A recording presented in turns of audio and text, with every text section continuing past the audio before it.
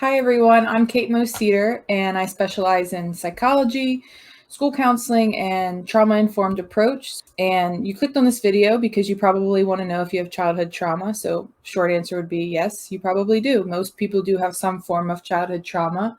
The more complex answer is how much of it do you have? So if you're someone that struggles with bipolar, depression, substance abuse, you are probably someone that has quite a bit of adverse childhood experiences. So to begin, most of this information is going to be based off of the CDC and Kaiser study done. This was the largest investigation on childhood abuse and neglect. So this is where I'll get all the information, which if you are interested in learning more about this specific study, because it is a ginormous study, I will put the link in the description to that specific article. But to begin, let's just talk about what trauma is. So my definition of trauma, and like a broad definition, would be any lingering response that you have to any event. So there's three different kinds. Acute, so like a single incident, maybe a car accident, something like that, where you have a lingering response. It could be physical, emotional. Next would be chronic. So this is, happening over and over again. So an example of this could be bullying, domestic abuse, something like that happens over and over again. That would be chronic trauma. And then complex is multiple acute. So for example, domestic abuse and bullying and not enough food in the house. Like that would become then complex trauma. So start thinking about that a little bit. And then I'm going to go into each kind of trauma. So this specific study, you have a score, we call it the ACE score. So ACE stands for Adverse Childhood Experiences. So again, this is all going to be based off of a childhood. So 0 to 17 years old, we're going to use our experiences from then. There's 10 categories. So for each category, you would give yourself 1 point. So I will go over each one and then I will remind you to kind of mentally add up that score. So like I said, typically most people have at least a 1 on this range, this score, and the highest you can get is a 10. So let's just go right into it. So there's 3 different categories for each experience. So the 3 categories are abuse, household challenges, and neglect. So abuse is going to have 3 different points that you can get. Household challenges has 5 and neglect has 2. That would equal 10 points total. So the first one will be emotional abuse. So a parent, step-parent, adult, pretty much any caregiver living in your household swore at you, insulted you, put you down, hurt you emotionally in some way that made you feel like you would be physically hurt. Give yourself 1 point if you experience this, at least 1 point, at some point in your childhood. The next one would be physical abuse. So same thing, a parent, step-parent, grandparent, any adult in your household that pushed you, slapped you, grabbed you, threw something at you, hit you hard enough that, it had lasting effects. You experienced that within your childhood. Give yourself a point. Okay. The third one would be sexual abuse. So this is a little bit more broad, such as it could be any adult. So a parent, step-parent, grandparent, relative, family friend, stranger, pretty much anybody who was at least 5 years older than you touched or fondled your body. Have you touched or fondled their body? And tempted in any way to have any kind of sexual intercourse, any kind of behaviors with you. No matter how many times, give yourself 1 point for this. Okay. So right now you have either 0, 1, 2, or 3 points. Okay. And that is the abuse category. So the next category is household challenges. Okay. The first one is a little bit more specific, and it's mother treated violently.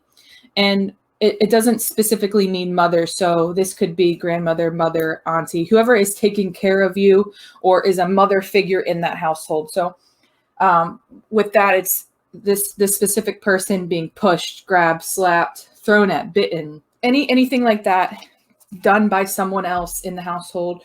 So uncle, grandfather, father, stepfather, anything that you have seen your mother treated violently, give yourself a point. Okay. The next one would be substance abuse in the household. So drugs or alcohol, and again, this is, they say parents, but this could be an older sibling, whoever was in the household, because I know it's not typical. It's not mom and dad live in the household. It could be, your uncle or your aunt lives in the household as well, or your grandparents, something like that. So this is just substance abuse in the household. Okay. The next one would be mental illness in the household.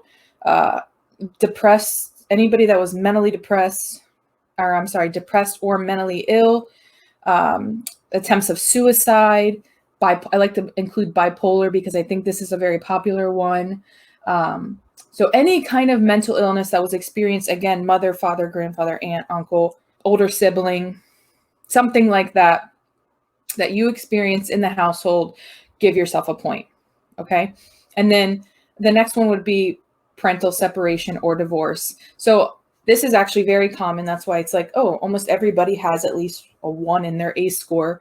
But if you have, separated parents, 9 times out of 10, you have had experiences that were unpleasant because of this, whether it's missing events, hearing negative talk, mother treated badly, mother talked down to, father talked down to, any kind of experience like that from parental separation or divorce. Okay. Give yourself a point for that one. The next one would be incarcerated household member. So any member in the family that, again, in the household that went to prison, in and out of prison, something like that. Give yourself a point. Okay. So we're now going to move into the last category. So right now you could have 0, 1, 2, 3, 4, 5, 6, 7, or 8 points. The last category is neglect. So to describe this one would be emotional neglect. And this is, think of it like this. This one's a little bit backwards because did someone in your family help you, make you feel special, make you feel important? Did your family look out for you? Did you feel close to someone? Did you have a source of strength or support? If you think about that and you had none of that, that is emotional neglect. Okay. So give yourself a point for that. And I know I said it backwards, but it's a little bit easier to think about, did you have this versus I didn't have any of that. So think about that. Did someone in your family help you feel special, important? Someone in your household, did your family look out for you? You felt close to someone. You felt like a source of strength. A lot of times that's the parent. Could have been an older sister or older brother. So give yourself a point if you did not experience that. And then the last category, still neglect, but it's physical neglect. Was there someone there to take care of you, protect you, take you to the doctors when you were sick, make sure you had food to eat 3 meals a day? If you had substance abuse or physical abuse, was there someone in the household to take care of your parents were too drunk? Did you wear dirty clothes? Was there someone there to make sure you had clothes that fit, clothes that were clean? Give yourself a point if you did not have this. Okay, so take a minute, take 30 seconds to add up your score, and that would be your ACEs score. So in the beginning of the video, I talked about things like you're more at risk for diabetes, cancer, sexually transmitted diseases, substance abuse, mental illnesses, bipolar. The higher your ACE score, the more likely you are to be susceptible to all these categories. And it's a wide range. I mean, it ranges all the way up to early death. So I want to kind of wrap this up by saying, if this is something that you were like, oh, I have a high ACE score, I have a 4 or 5, the percentage drops the higher it gets, but it's close to over 60% of people have at least one. So something to think about. If this is something that interests you and you want to learn more about that, then like and subscribe to this channel, because this is going to be information that you're going to find helpful. The more you know and the better you understand yourself and the people around you.